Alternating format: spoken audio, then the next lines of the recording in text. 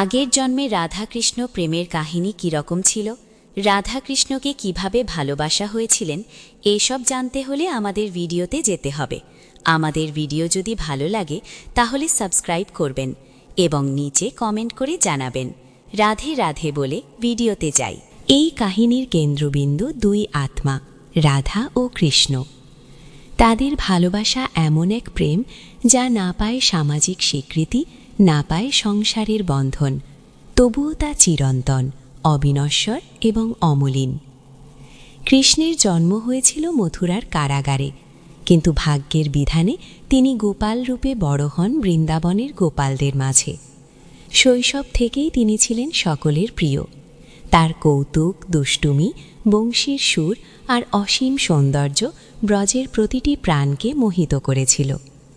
আর সেই মোহিত জনতার মধ্যে ছিলেন এক বিশেষ কিশোরী, রাধা। রাধা তখন বর্ষীয়সী, কৃষ্ণের চেয়ে কিছু বয়সে বড়, কিন্তু সেই বয়সের পার্থক্য তাদের হৃদয়ের সুরকে বিচ্ছিন্ন করতে পারেনি। প্রথম দেখা থেকেই তাদের মধ্যে যেন অদৃশ্য এক সুতোর টান জন্ম নিল, যা সময়ের সঙ্গে আরও দৃঢ় হয়ে উঠল। যমুনার তীরে গোপগোষ্ঠীর খেলায়, গোপীদের মাঝে কৃষ্ণের ঠাট্টা মশকরা, বংশীর সুরে সকলকে আহ্বান, সব কিছুতেই রাধা ছিলেন কৃষ্ণের প্রধান কেন্দ্র। কৃষ্ণ জানতেন তার বংশীর সুরে প্রথম সাড়া দেবেন রাধাই, আর রাধা বুঝতেন এই সুর যেন শুধুই তার জন্য। বসন্তের এক বিকেলে কদমতলার ছায়ায় প্রথমবার কৃষ্ণের সঙ্গে একান্তে দীর্ঘক্ষণ কাটানোর সুযোগ পান রাধা। সেই সময় যমুনার জলে পড়া সূর্যের ঝিলিক, কৃষ্ণের চোখে অদ্ভুত কোমলতা আর বাতাসে দোলে ফুলের গন্ধ, সব মিলিয়ে রাধার হৃদয়ে এমন এক স্পর্শ জাগে যা আগে তিনি কখনো অনুভব করেননি। কৃষ্ণ ছিলেন সবার, কিন্তু একই সঙ্গে কারও নন। এই দ্বৈত অবস্থায় রাধাকে একদিকে আনন্দ দিত, আবার অন্যদিকে কষ্টও দিত। আনন্দ এই কারণে যে কৃষ্ণের সান্নিধ্য পেয়ে তার মন পূর্ণ হয়ে যেত, কষ্ট এই কারণে যে কৃষ্ণ অন্য গোপীদের সঙ্গেও সমানভাবে হাসি ঠাট্টা করতেন। এই দোলাচলে রাধার মনে জন্ম নিল অভিমান। অভিমানী রাধা যখন কৃষ্ণের সঙ্গে কথা বলা বন্ধ করতেন, তখন কৃষ্ণ নানাভাবে তাকে মানানোর চেষ্টা করতেন, কখনো ফুল দিয়ে, কখনো গান গেয়ে, কখনো বা নিঃশব্দে তার পাশে বসে থেকে।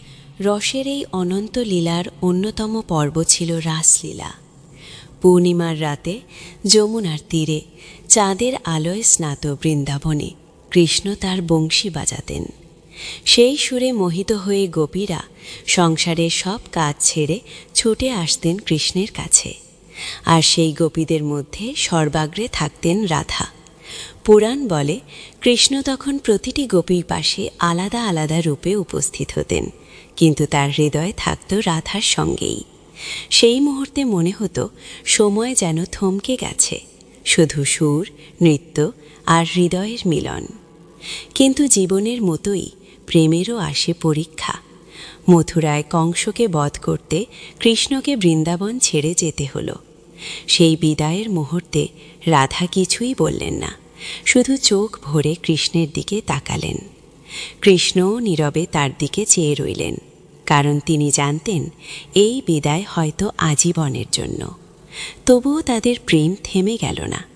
কৃষ্ণ মথুরা ও পরে দ্বারকায় রাজ্য শাসন করলেও হৃদয়ের অন্তঃস্থলে রাধাই রইলেন তার প্রেমিকা, তার অনন্ত প্রেরণা।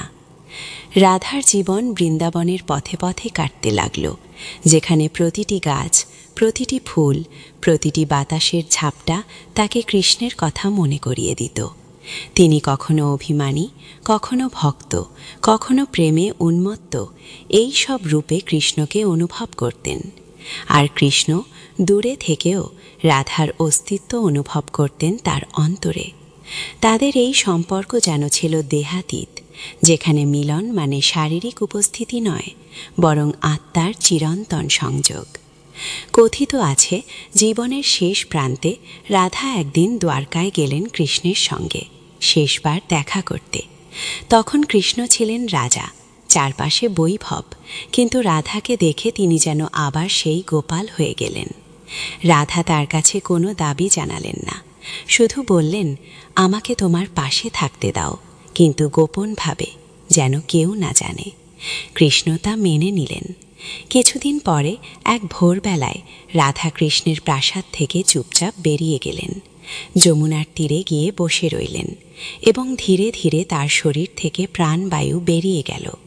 কৃষ্ণ খবর পেয়ে ছুটে এলেন, রাধার দেহ কোলে তুলে নিলেন এবং তার চোখে জল গড়িয়ে পড়ল।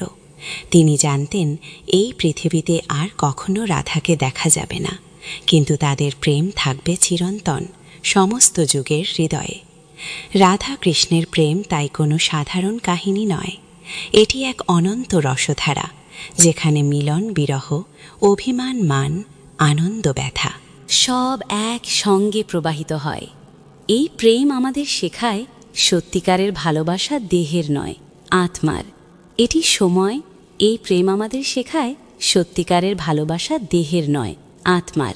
এটি সময় ও দূরত্বের সীমানা পেরিয়ে যায় এবং চিরকাল জীবন্ত থাকে ভক্তের হৃদয়ে।